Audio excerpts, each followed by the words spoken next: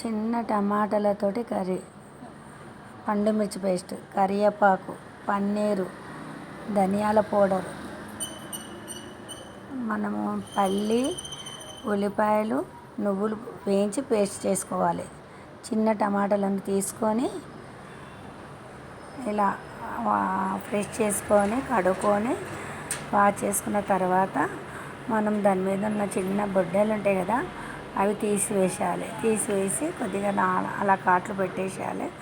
కాట్లు పెట్టేసి అన్ని తయారు పెట్టుకొని ఒక గిన్నెలో ఆయిల్ పోసుకొని అందులో కొద్దిగా కాజు, కరివేపాకు వేసి మంచిగా కరిగిపెట్టాలి.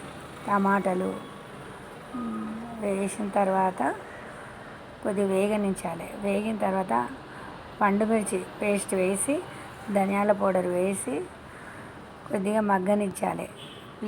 ఒక 5 minutes ప్లేట్ పెట్టండి. ప్లేట్ పెట్టిన తర్వాత మనము కొద్దిగా మగ్గిపోతుంది. మగ్గిన తర్వాత కొద్దిగా ఉప్పు వేసేసి మంచిగా కలుపుకోవాలి. ఇప్పుడు ప్లేట్ పెట్టిన తర్వాత తీసిన తర్వాత ఇప్పుడు ఈ పేస్ట్ ఉంది కదా, నువ్వులు, పల్లీలు, ఉల్లిపాయలు వేయించుకున్న పేస్ట్ను కొద్దిగా వాటర్లో కలుపుకొని ఆ కర్రీలో వేసుకోవాలి.